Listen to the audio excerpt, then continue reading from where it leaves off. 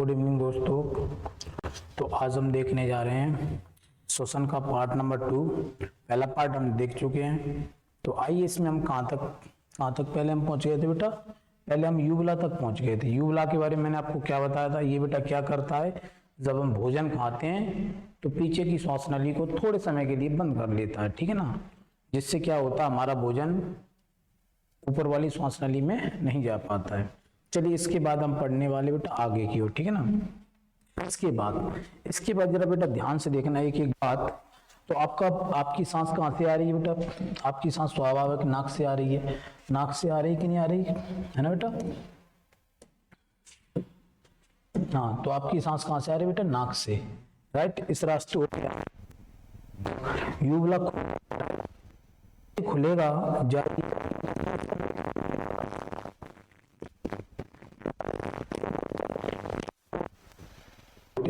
क्या बोलते हैं बेटा, एपिग्लोटिस। ये क्या, सांस लेते हैं तो श्वास नली को खोल देता है, जिससे हमारी सांस चली जाती है, श्वास नली में चली जाती है। पहले हम देख लेते हैं ना, उसके बाद तुम्हें कुछ अच्छा समझ में आएगा बेटा।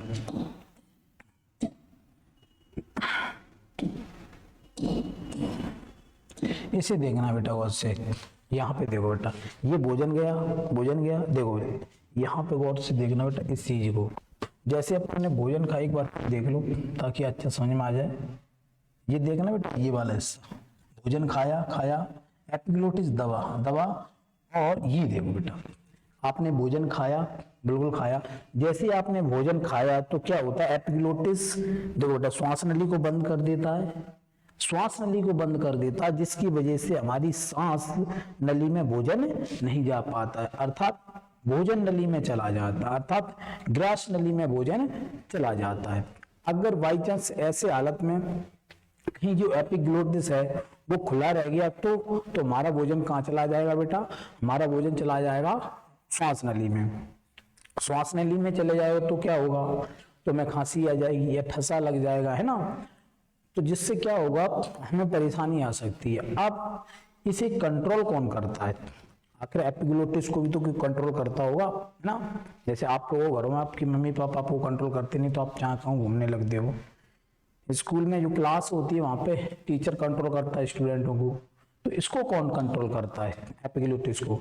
तो बेटा इसे कंट्रोल करता है अपना कौन, इसे कंट्रोल करता है अपना मस्तिष्क, ठीक है ना। मस्तिष्क का एक भाग होता है मेडुला ऑब्लांगेटा, इधर पीछे की ओर होता है बेटा, इधर यहाँ पर, ठीक है, इधर होता है पीछे की ओर ऑब्लांगेटा, वो कंट्रोल करता है। अब आप क्या कर रहे हो, खाना खा रहे हो, राइट, खा रहे हो भाई, खा लो कोई बात नहीं। खाना खाते वक्त आपका दिमाग कहीं और है, या आप मोबाइल में लगे हो व्हाट्सएप चलाने या यूट्यूब देखने या किसी से बात कर रहे हो। तो ऐसी हालत में क्या, आपका दिमाग कहाँ है इस समय, किसी से बात करने में या किसी की याद में खोया हुआ है। तो ऐसी हालत में इसको कंट्रोल कौन करेगा, इसको तो कंट्रोल कोई कर नहीं पाएगा। थोड़ी देर तक तो ये सही काम करेगा, बाद के बाद ये भी क्या करने लगेगा, भाई इसका कंट्रोल ही नहीं है ऊपर, तो ये उल्टा सुल्टा काम करेगा। ऐसी हालत में जब भोजन आएगा तो इसे कंट्रोल करने वाला कोई होगा नहीं, तो भोजन कहाँ जा सकता है बेटा, श्वास नली में जा सकता है, जिसके कारण क्या होगा, हमारा भोजन श्वास नली में चले जाएगा और हमें प्रॉब्लम आ जाएगी, ठीक है ना। इसलिए बड़े बुजुर्ग कहते हैं कि खाना खाते वक्त हमें क्या नहीं करनी चाहिए, बातचीत या कोई और का ध्यान नहीं रखना चाहिए, है ना बेटा। चलिए क्या ये बात समझ में आएगी। तो श्वास एपिग्लोटिस क्या करता है बेटा, एपिग्लोटिस बस इतना काम करता है, जब हम भोजन खाते हैं तो ये श्वास नली को बंद कर देता है, जिससे हमारा भोजन श्वास नली में नहीं जाता है। इतनी बात क्लियर हुई कि नहीं हुई, हमें कमेंट में जरूर बताना बेटा, है ना। चलिए तो बात आती है आगे की ओर बेटा। आगे की ओर कहाँ आती है, आगे की ओर कहाँ आती है, अब बात आती है आपका, ये देखना बेटा, भोजन कहाँ जा रहा है आपका, ये जा रहा है, ये देखना गौर से। फिर एक बात देख लो बेटा, जब ये भोजन पीछे जाता है तो ये देखो यूबुला ढक जाता है ना उधर की ओर, और ये वाला दब जाता है, ठीक है ना, लग गया, हमारी श्वास नली बंद हो जाती है। अब देखना यहाँ पर देखो, श्वास नली जब बंद होती है तो देखना बेटा कंठ हमारा जो होता है वहीं नहीं रहता, ऊपर की ओर जाता है। ऊपर से कौन दब गया बेटा, ऊपर से एपिग्लोटिस दब गया और नीचे से कंठ चक गया, तो श्वास नली बंद हो जाती है और हमारा भोजन कहाँ चला जाता है, भोजन नली में चला जाता है। ध्यान देने वाली बात ये है कि जो आगे की नली है, दो नलियां बाबू इस तरीके से, आगे की जो नली है वो श्वास नली है, जो पीछे की जो नली है वो ग्रास नली है, भोजन नली है ना बेटा। ये क्लियर है, ऐसा मत सोचना कि दोनों नलियां पैरेलल में है, समानांतर में नहीं है, ऐसे समानांतर में नहीं है, ऐसे में है। ठीक है, आगे हो गई श्वास नली, पीछे हो गई कौन सी, ग्रास नली या फिर भोजन नली। ठीक है ना बेटा। चलिए, तो इसके बाद बात आती है यहाँ पर, और देखो बेटा जो ढक रहा है कि नहीं ढक रहा है एप्लीकेटर, ये श्वास नली, ये पीछे वाली कौन सी होगी, ग्रास नली। ठीक ना बेटा। चलो इधर और देख लो बेटा, ये हो गया यूवला जो ऊपर लटका हुआ जीभ टाइप का है ना, और जो हो गया आपका क्या हो गया बेटा, एपिग्लोटिस। ये क्या कर देगा, श्वास नली को बंद कर देता है, जिससे हमारा भोजन दूसरी नली में यानी पीछे वाली नली यानी भोजन नली में चला जाता है। ठीक है ना बेटा। चलिए आगे की ओर देखते हैं बेटा। चलिए, तो आप क्या ले रहे हो इस समय, यहाँ गौर करने वाली, ऑक्सीजन लेते हो, CO2 निकालते हो, तो यहाँ तक कंठ तक आप पहुंच गए है ना। ये कंठ क्या करता है, ये कंठ आपका ध्वनि निकालने का काम करता है, साथ ही हमारी सांस में जो भोजन ना चला जाए उसके लिए यही रोकता है। इसके ऊपर क्या ढक जाता है, एपिग्लोटिस है ना बेटा, जो अभी बताया था। चलिए यहाँ पर देखना, कंठ के नीचे देखो एक पाइप आया कि नहीं आया, पाइप के नीचे दो लगे लंग्स, दो फेफड़ा लगे हुए हैं। ठीक है ना। अच्छा, मैंने आपको एक बात बताई थी, इन दोनों में कौन सा फेफड़ा बड़ा होता है, दायां की बायां, तो आप कहोगे सर दायां फेफड़ा बड़ा होता है, बायां छोटा होता है। मैंने पूछा क्यों, क्या रीजन है, तो आप कहोगे सर बायां जो फेफड़ा होता है कौन सा होता है, आवाज आ रही ना क्लियर, चलिए बढ़िया। हाँ, तो मैं ये कह रहा था बायां फेफड़ा क्यों छोटा होता है, उसके पीछे लॉजिक क्या है, क्योंकि बेटा इधर ही सब कुछ रखा हुआ है। इधर क्या क्या है बताना जरा, इधर ही आपका क्या है, इधर ही आपका हार्ट रखा हुआ है, और क्या रखा हुआ है, इधर ही आपका पेट रखा हुआ है, यानी कि स्टोमच या आमाशय रखा हुआ है ना, इधर ही सब कुछ रखा हुआ है, और इधर पूरा सिस्टम खाली है, तो इधर का लंग्स क्या हो जाता है, इधर का फेफड़ा बड़ा पाया जाता है ना बेटा। और इसी फेफड़े के 3 भाग होते हैं, जबकि इस फेफड़े के कितने भाग होते हैं, 2।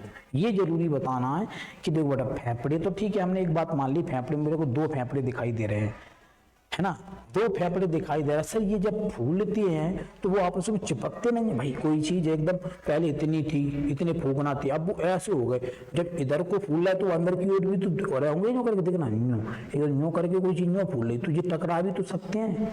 सर इनमें घर्षण भी होता, फ्रिक्शन नहीं होता, रगड़न भी तो हो सकती है, नहीं होती। तो मैंने कहा क्यों सर, हम सांस लेंगे तो 2 फेफड़े टकराते हुए भी तो होंगे, नहीं टकराते। देखो भाई इसके अंदर क्या रहता है, डबल मेम्ब्रेन रहता है। अब ये डबल मेम्ब्रेन क्या होता है, डबल पन्नी होती है, झिल्ली बोलते हैं।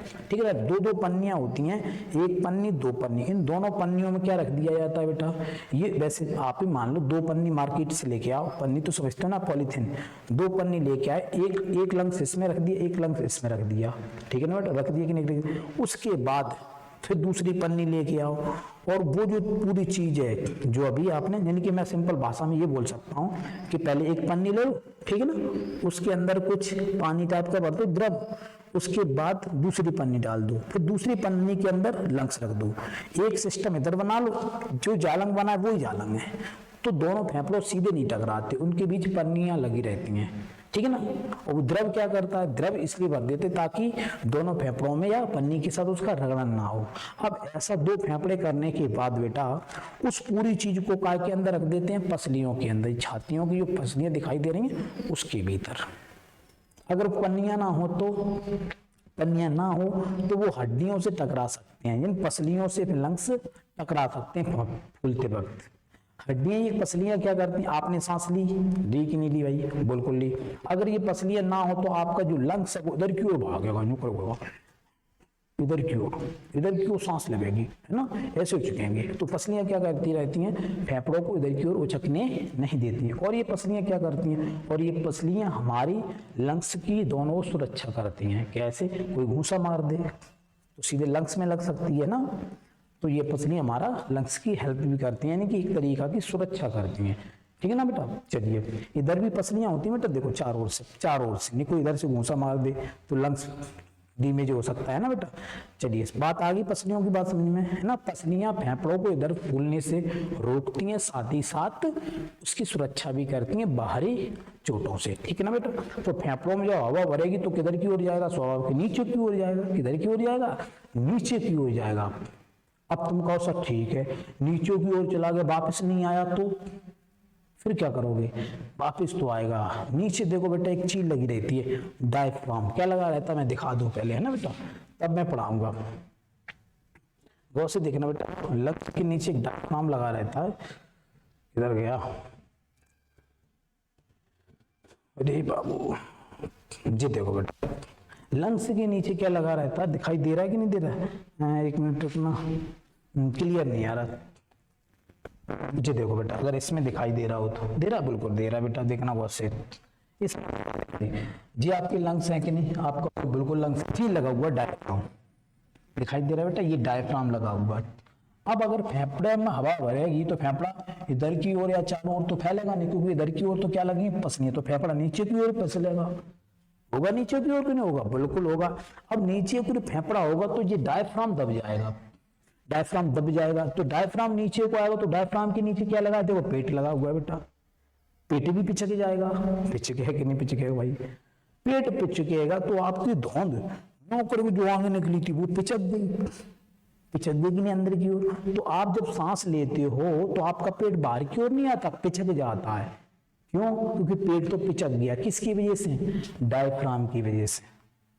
अब पेट पिचका हुआ भाई, बाद में नहीं आएगा, फूकना भाई, हवा भर दो और उसे दबा दो, हवा भर के एकदम फूकना है, दबा दो, है ना, नो करके दबा दो, फूकना तो समझते होंगे ना, ठीक है ना, नो करके अच्छी तरीके से दबा दो, दबा दी कि नहीं दबा दी, उसके बाद तुम हटोगे फूकना, फिर वैसे ही आ जाएगा। तो सांस जब हम लेते हैं तो हमें ताकत लगानी पड़ती है, ताकत लगाई, पेट नहीं फूल रहा है, देखो कमाल की बात, पेट नहीं फूला, पेट दब रहा है, और भाई पेट दबा हुआ है, उसके बाद पेट पूरी फिर ताकत लगाएगा और डायफ्राम को ऊपर से उचका देगा। देखो सांस छोड़ी तो पेट वापस अपनी अवस्था में फूल के बाहर की ओर आ गया, समझ में आया कि नहीं, डायफ्राम उचक गया, और डायफ्राम उचक गया, डायफ्राम जैसे उचकेगा तो लंग्स जो नीचे को फूल रहे थे वे वापस उसी जगह पहुंच जाएंगे और हमारी हवा वापस निकल जाएगी, ठीक है ना। ओके, उम्मीद है ये समझ में। एक तरीका कि ये मान लो जो डायफ्राम होता है ना, मोटरसाइकिल में जो शॉकर लगे रहते हैं ना, गड्ढा आता है तो शॉकर दब जाता है, गड्ढा चला गया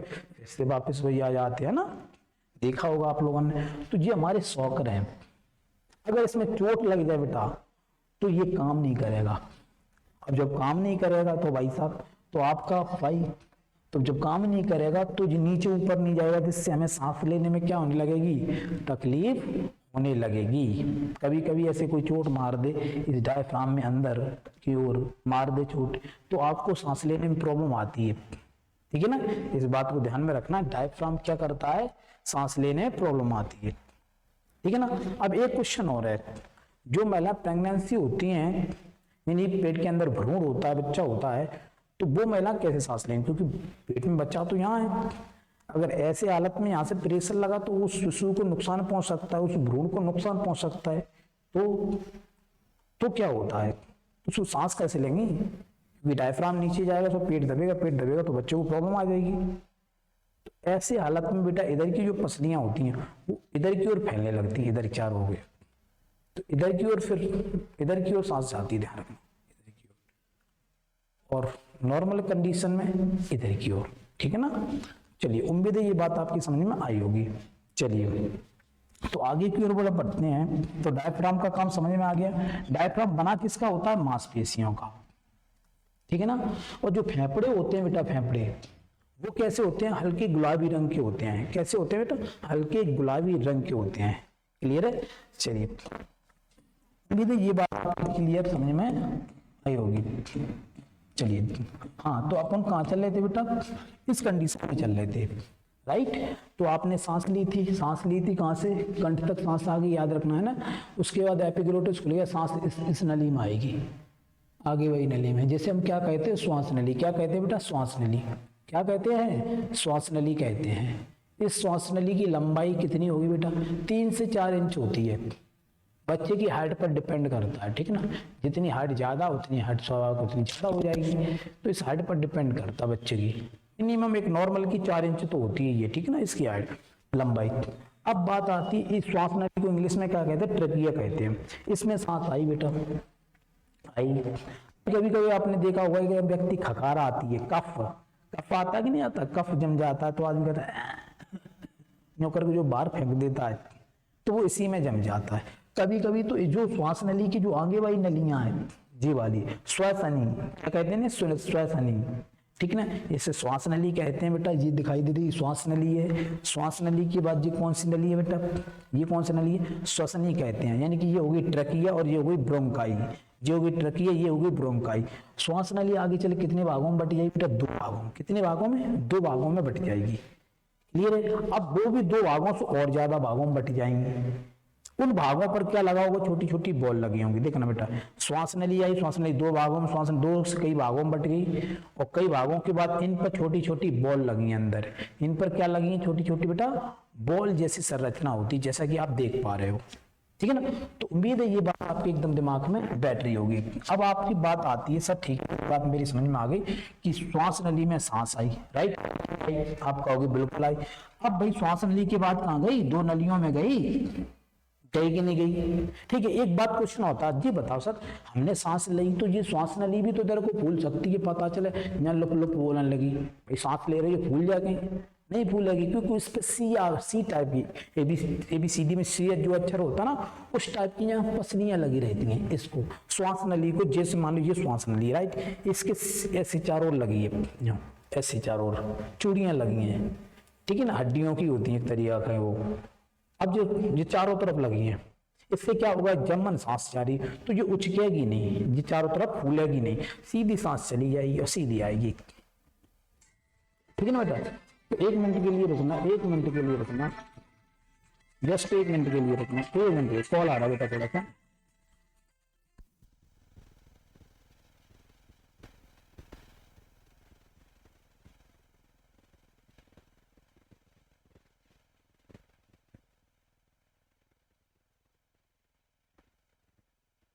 हाँ, तो मैं कहाँ चल रहा था, अब जब सांस अपन ले रहे थे, ठीक है, तो श्वास नली अपनी फूल ना जाए इसके लिए क्या लगी है, सी टाइप की मांसपेशियां, मतलब हड्डियां लगी हुई हैं एक तरीका की, है ना, जो हमारी श्वास नली को चारों ओर से सुरक्षा में रखती हैं, ठीक है ना, ठीक है ना, इस तरीके से, राइट। तो फूलने नहीं देती, मैंने सांस ली, आपकी श्वास नली लुप लुप बोलेगी यो तरीके चारों तरफ, है ना, तो सांस सीधी चली जाती है, पहुंच गई बेटा अंदर। अब ध्यान रखना, आप जो खांसी लेते हो इसमें कफ जम जाता है, क्या जमता है, और वो कफ हम समय समय रहते हुए निकाल देते हैं, ठीक है ना बेटा। लेकिन ध्यान से रखना बेटा, इसके आगे की ओर 2 नलियां आई, उन 2 नलियों को क्या कहेंगे बेटा, उन 2 नलियों को कहेंगे ब्रोंकाई। क्या कहेंगे, ब्रोंकाई। अगर ब्रोंकाई ना पसंद आए, श्वासनी कहते, श्वासनी, श्वासनी कहते। तो कितनी श्वासनी होती है, 2। कहाँ लगी रहती है, श्वास नली के आगे 2 नलियां होती हैं, जिन्हें श्वासनी कहते हैं। इंग्लिश में इसे कहते हैं ट्रकिया, इसे कहते हैं ब्रोंकाई। तो भाई ट्रकिया से सांस कहाँ गई, ब्रोंकाई, और ब्रोंकाई से सांस कहाँ गई, कई छोटी छोटी आगे पाइपों में गई, जिन्हें अपन क्या कहेंगे, ब्रोंकियोल्स कहेंगे। ब्रोंकियोल्स पसंद नहीं आया हो तो मैं बता देता हूँ, ब्रोंकियोल तो इन्हें श्वासनिकाएं कहते हैं, छोटी छोटी। इन्हीं श्वासनिकाओं पर क्या लगी रहती हैं, छोटी छोटी बॉलें लगी रहती हैं। मैंने आपको फर्स्ट पार्ट में बताया था इसके बारे में। ये बॉलें क्या करती हैं, इन बॉलों के अंदर खाली जगह होती है, उनमें जाके हवा भर जाती है। अब गौर से देखना बेटा, मैं एक चीज बता रहा हूं आपको, जरा ध्यान से देखना। यहाँ पर जो बॉल जैसी संरचना मैंने बताई है, यहाँ पर बॉल जैसी कुछ ऐसी संरचना होती है। देखो बेटा, ये लंग्स है कि नहीं भाई, ये लंग्स है, इसमें बॉल जैसी जो संरचना होती है, बॉल जैसी, ये बॉल जैसी संरचना देखो बेटा, ये है बॉल जैसी, ये अंदर खाली होती है, इसमें हवा भर जाती है। अब हवा में कौन कौन आता है, देखना बेटा, ध्यान से देखना बेटा, 1 मिनट, है ना, जिसको भी स्क्रीनशॉट लेना हो बाद में ले लेना बेटा। चलिए, तो हाँ, अपन कहाँ पहुंच गए, बॉल जैसी संरचना पे पहुंच गए, राइट, बॉल जैसी संरचना। फिर मैं बता, ये श्वास नली है ना, ये हो गई श्वासनी, 2 श्वासनी हो गई, जिसके बाद कई क्या होती है, श्वासनिका, है ना, कई छोटे छोटे पाइप होते हैं जिसमें श्वासनिकाएं या ब्रोंकियोल्स बोलते हैं। ये बॉलें लगी हैं, इन बॉलों को क्या बोलते हैं, मैंने फर्स्ट पार्ट में बताया, कूपिका। ये एल्वियोली, क्या बोलते हैं, एल्वियोली, ठीक है ना। इसमें हवा भर जाती है, हवा बढ़ जाती है। अब हवा में क्या क्या, आप बताओ वायु में क्या क्या है, वायु में कौन कौन सी गैस है। तो आप कहोगे सर वायु के भीतर, मैं बताता हूँ, ध्यान से देखना, वायु के भीतर कौन कौन सी गैस है, गौर से देखना बेटा आप, यहाँ पे इंपोर्टेंट पार्ट है यहाँ पे, ठीक है ना, यहीं पे। अब वायु के अंदर कौन कौन सी, तुम कहो ऑक्सीजन है सर, कितनी परसेंट, आप कहोगे सर 21% है। मैं पूछूंगा नाइट्रोजन कितनी है, तो आप कहोगे सर नाइट्रोजन 78% है, ठीक है। मैं पूछूंगा और बताओ कौन कौन सी गैस है, तो आप कहोगे सर और अपनी CO2 हो गई, मैंने ये कितनी है, ये कहोगे 0.03% है, इतनी तो ना। तो अंदर तो आप ये सब गैसें ले जाते हो, क्योंकि वायुमंडल में तो सब है, ऐसा तो है नहीं नाक के पास कोई फिल्टर लगा है कि भाई साहब फलानी गैस नहीं जाएगी। जो भाई बाल लगे वो केवल छानते हैं हवा को हवा में रोक नहीं पाएंगे कौन सी हवा अंदर जानी चाहिए कौन सी नहीं। कूपिका के अंदर सारी हवा पहुंच जाएगी, ऑक्सीजन भी जाएगी, नाइट्रोजन भी जाएगी, और कौन जाएगी, CO2 भी जाएगी कूपिका के भीतर, समझ रहे हैं ना, वॉले टाइप की, उसमें सब भर जाती हैं। खेल वहीं असली शुरू होता है बेटा, वहीं से क्या होता है, वहीं पे आके जरा गौर से देखना। अब बाबूजी जब निकलती कौन कौन सी, जैसे ना गौर में थोड़ा सा एक मिनट, हाँ यहाँ देखो बेटा, इस पर इसके अंदर आ गई, इसके चारों ओर, इस बॉलों के चारों ओर पतली पतली नसें होती हैं, हाल फिलहाल के लिए नसें समझे आप, ठीक है ना, नस ये वाली नस है ना, इस टाइप की पतली पतली कैसे कहाँ होती हैं, बहुत पतली पतली नसें होती हैं, बहुत ही बारीकी नसें होती हैं, ठीक है ना। वो नसें इन कोशिकाओं के चारों ओर लगी रहती हैं। वो नसें क्या करती हैं, उन नसों में ब्लड होगा, खून बह रहा होगा, खून में क्या पाया जाता है, हीमोग्लोबिन, उनमें क्या पाया जाता है बेटा, हीमोग्लोबिन। वो क्या करता है हीमोग्लोबिन, उसको तो भाई ऑक्सीजन पसंद है, वो और किसी को नहीं चाहता, वो तो यूं कहता है बस मैं तो केवल ऑक्सीजन को लाइक करूंगा, पुराना लवर है उसका, ठीक है ना बेटा। तो भाई देखना जरा, ऑक्सीजन को बहुत ज्यादा चाहता है वो तो, ठीक है ना। मैं ये हंसी मजाक के लिए बीच में डाल देता हूँ, ठीक है ना। अगर मेरा इस वीडियो को दिस किसी भावना हो ठेस पहुंचाना नहीं है, ध्यान रखना बेटा ना। चलिए, तो भाई इसमें तो सारी गैस भरी थी अंदर, राइट। अब भाई उसमें सारी गैसें भरी थी, तो इसमें सारी गैसें भरी हैं बेटा कूपिका के भीतर, है ना, यानी एल्वियोलो के भीतर भरी हैं। अब इसके चारों ओर क्या नसें हैं, बारी बारी नसें चिपकी हैं। अब तो मैं ये सब दिखा दो यार, इतना भी क्या, ये देखो बेटा, ये देखो, ये छोटी छोटी बॉल है, उनकी चारों ओर नसें हैं इसकी, ठीक है, ये दिखाई दे रही है छोटी छोटी नसें, दिखाई दे रही है छोटी छोटी सी नसें। ये नसें हर एक कूपिका की, जैसे एक गोला जरा गोलाओं का गुच्छा बेटा, इन गोलाओं की संख्या अगर दोनों फेफड़ों को जोड़ लिया जाए, कूपिकाओं को जोड़ लिया दोनों फेफड़ों की, तो 30 करोड़ के अराउंड निकलेगा, लगभग में 30 करोड़, ध्यान रखना। अब इनके ऊपर छोटी छोटी नसें, वो नसें क्या करेंगे, उन नसों में खून बह रहा है, खून में क्या होता है, हीमोग्लोबिन। ये हीमोग्लोबिन क्या है, जिसकी वजह से खून लाल रहता है। तो हीमोग्लोबिन अगर जिंदा है खून के अंदर तो ये खून लाल है, खून के अंदर हीमोग्लोबिन मर गया तो खून लाल नहीं रहेगा, पानी बन जाएगा, सफेद हो जाएगा। और हीमोग्लोबिन किसको चाहता है, उसका कौन है प्रेमी हीमोग्लोबिन का, ऑक्सीजन। तो वो क्या करता है, हीमोग्लोबिन ब्लड के अंदर है, और ब्लड कहाँ बह रहा है, कूपिका के बाहर चारों तरफ नसों में, है ना। वो क्या करता है, हीमोग्लोबिन क्या करता है, ब्लड में जो हीमोग्लोबिन है वो क्या करता है, कूपिके के अंदर ऑक्सीजन को पकड़ लेता है और कह देता तू आ जा, समझ में आया। वो ऑक्सीजन को लेके चला जाता है। तो पूछा जाता है बाबूजी ये बताओ, नाइट्रोजन, कार्बन डाइऑक्साइड और तुम्हारी जितनी पूरी वायु कहाँ तक जाती है, तो आप कहोगे सर कूपिका के अंदर तक। बाकी बात पूरी हवा जाएगी, कार्बन डाइऑक्साइड जाएगा क्या, नाइट्रोजन जाएगा ना, उसके बाद ऑक्सीजन जाएगा, कहाँ जाएगा, ब्लड में मिलके, ब्लड में मिलके ले कौन जाएगा, हीमोग्लोबिन ले जाएगा। अगर बाई चांस एक बात ध्यान रखना, क्या कूपिका के अंदर ऑक्सीजन नहीं मिली तो ऑक्सीजन का कौन प्रेमी है, कौन है लवर, तुम कहो सर हीमोग्लोबिन है। अरे आप तो समझदार हो ना। अगर भाई दो प्रेमी में से एक प्रेमी ना हो तो दूसरा प्रेमी अपने आप मर जाता है, बस कुछ ऐसा ही हो जाता है। यहाँ पर भी फिल्मों में देखा होगा ऐसा कुछ, यानी कि वायु के अंदर ऑक्सीजन नहीं मिली, कूपिका के भीतर ऑक्सीजन नहीं मिली तो हीमोग्लोबिन मर जाएगा तड़प तड़प के। और ऐसे हालत में क्या खून लाल नहीं रहेगा, क्योंकि खून लाल किसकी वजह से रहता है, हीमोग्लोबिन की वजह से। अब हीमोग्लोबिन ही मर जाएगा तो भाई उसका खून कैसा हो जाएगा, पानी जैसा हो जाएगा। हीमोग्लोबिन ही नहीं रहेगा तो। इसीलिए आप लोगों ने देखा होगा जो व्यक्ति मर जाते हैं ना, उनके कुछ समय बाद जो खून होता है वो लाल नहीं रहता है, पानी बन जाता है। ऐसा आप लोगों ने सुना होगा। क्यों पानी बन जाता है? क्योंकि मरा हुआ व्यक्ति सांस नहीं लेगा, और सांस ही नहीं लेगा तो कूपिका के भीतर ऑक्सीजन नहीं पहुंचेगी। यहाँ से होते हुए ऑक्सीजन ही नहीं पहुंचेगी तो हीमोग्लोबिन ऑक्सीजन की तलाश में तड़प तड़प के मर जाएगा, और हमारा खून लाल की जगह क्या बन जाएगा? पानी बन जाएगा। आई होप कि ये बात आपको एकदम करेक्टली समझ में आ गई होगी, है ना। चलिए बेटा, तो मैं आगे की ओर बढ़ता हूँ। तो मैं कहाँ चल रहा था? हाँ, तो इनके भीतर क्या होता है बेटा, यहाँ पे देखो। अगर थोड़ा सा अगर आपको दिखाई भी दे रहा हो ना तो आप कहोगे वाह मजा आ गया। देखना बेटा, गौर से देखना एक एक बात को भाई। निकल, ये देखो, अरे भाई कहाँ चले गए? यहाँ पर देखो बेटा, है ना। तो यहाँ से आपने ये लाल लाल दिखाई दे रही है, ये अपना क्या बेटा? हीमोग्लोबिन है। ये क्या कर रहा है? गौर से देखो, ये ऑक्सीजन को ले रहा है और CO2 को बाहर निकाल रहा है। निकाल रहा है कि निकाल रहा है? तो जी O2 को लेके हीमोग्लोबिन कहाँ पहुंच जाता है? ध्यान रखना। आपने सांस कहाँ तक ले ली? मैं आपसे फिर पूछ रहा हूँ। कूपिका तक ले ली। कूपिका पर क्या होता है? छिकाव होता है। छिकाव नहीं समझ में आता है? जनन होता है किसका? गैसों का। कौन सी गैस ली जाती है? ऑक्सीजन। कौन ले जाता है उस ऑक्सीजन को चुरा के? तो तुम कहोगे हीमोग्लोबिन। हीमोग्लोबिन कहाँ है? ब्लड में। तो स्वाभाविक ऑक्सीजन ब्लड में घुल के जा रही है। जो ऑक्सीजन जा कहाँ रही है? जो ऑक्सीजन जा रही है बेटा हृदय में। कहाँ जा रही है इसके बाद? हृदय में। क्योंकि इसके बाद मैं हृदय पढ़ाने वाला हूँ, ठीक है ना। हृदय पढ़ाने वाला हूँ तो मैं आपको धमनी स्राव के बारे में बताएंगे उसके अच्छी तरीके से ना बेटा। पहले लेता समझ लो। तो जो ऑक्सीजन कहाँ गई? कहाँ गई? तो जो ऑक्सीजन गई बाबूजी हृदय में। खून लेके पहुंचा।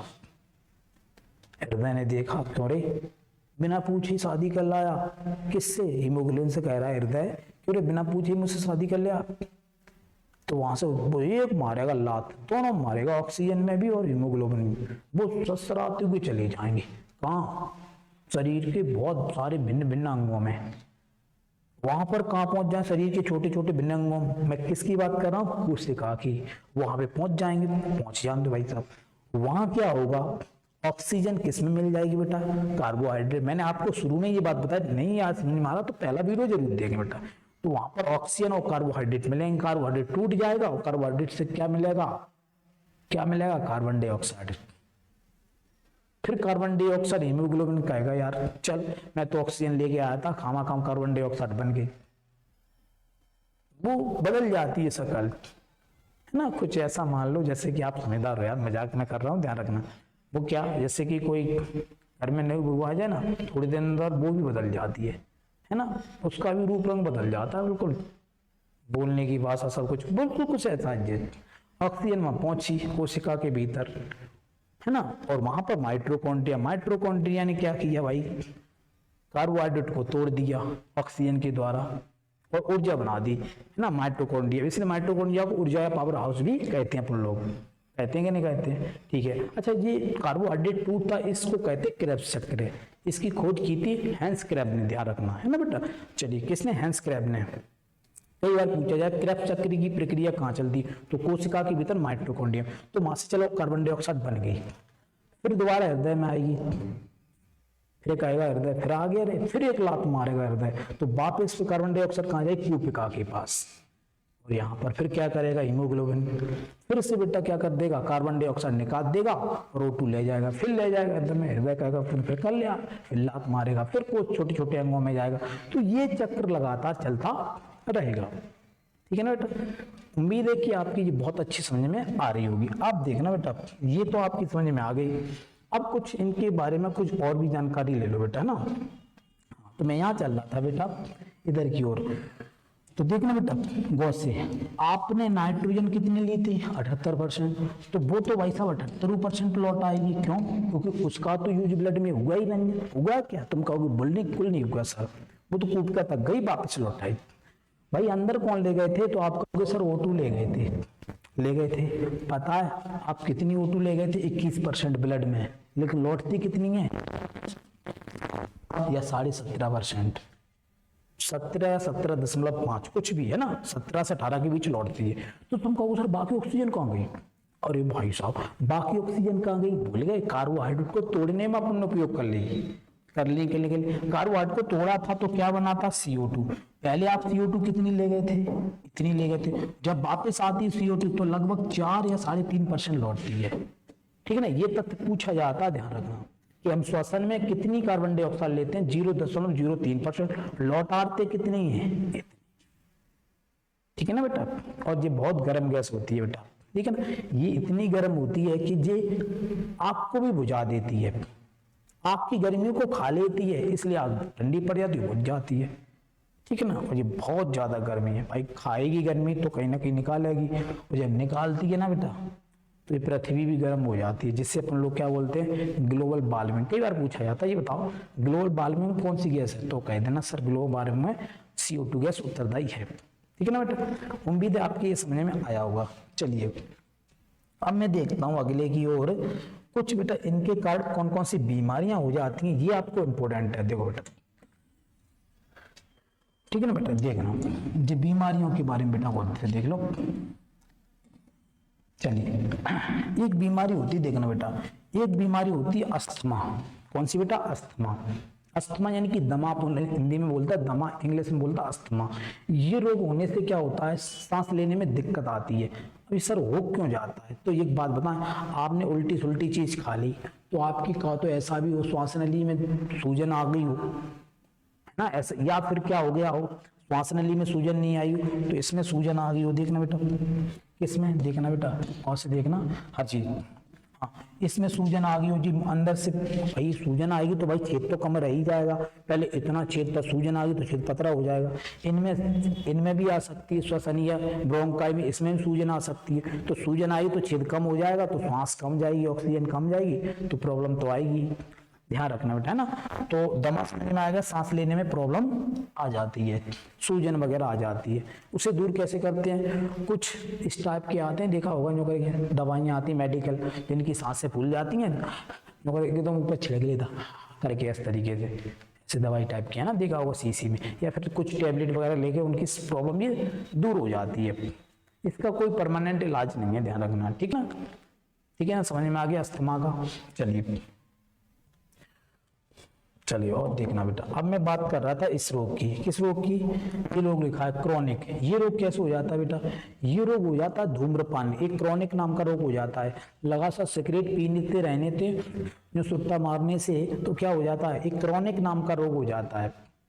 क्रॉनिक को हिंदी में बोलते हैं बेटा वात स्फीति। क्या बोलते हैं? वात स्फीति रोग। ये रोग हो क्यों जाता है? धूम्रपान करते तो कूपिका जो होती है उसमें कालापन जमा होता जाता है, धीमी धीमी नेका तो पहुंच ही जाए तो कूपिका फट जाती है बेटा। तो कूपिका ही फट गई तो भाई सर ले लो, कूपिका में सारा खेल है असली, है ना। वहीं तो ऑक्सीजन और कार्बन डाइऑक्साइड का एक्सचेंजिंग होता है, वो ही फट जाती है। तो भाई सिगरेट थोड़ी कम कर लेना चाहिए, है ना, या थोड़ी दिन। एक होता है क्षय रोग, तपेदिक नाम के जीवाणु अंदर घुस जाएंगे तो खांसी वगैरह हो जाती है, आप लोगों ने देखा होगा, है ना। उसमें कफ वगैरह जम जाता है, मैंने पहले बता दिया। खांसी में क्या होता है? कफ वगैरह जम जाता है, यहाँ पर फंगस, है ना, इंग्लिश में फंगस वगैरह बोलते हैं, जमा हो जाता है। कहाँ? श्वास नली में जमा हो जाए, वो तो खैर अपन खकार खींच खींच के खे करके निकाल देते हैं, ठीक है ना। या फिर दवाइयों के द्वारा भी कफ को कम किया जा सकता है। और कौन सा होता है? एक काला फुफ्फुस रोग हो जाता है। कौन सा हो जाता है? काला फुफ्फुस रोग, जिसमें काली खांसी आ जाती है। वो रोग किसको होता है? स्वाभाविक जो काली जगह काम करेंगे, जैसे कोयला वाले मजदूर, उनमें कोयला चला जाता है थोड़ा बहुत, तो वो काला टाइप का रोग हो जाता है, काली खांसी आने लगती है ना। उम्मीद है ये बात आपको क्लियर समझ में आई होगी। कुछ रह गया तो मैं अगले वीडियो में बना, ये वीडियो लंबा हो रहा है बेटा, है ना। चलिए, नमस्ते, जय हिंद।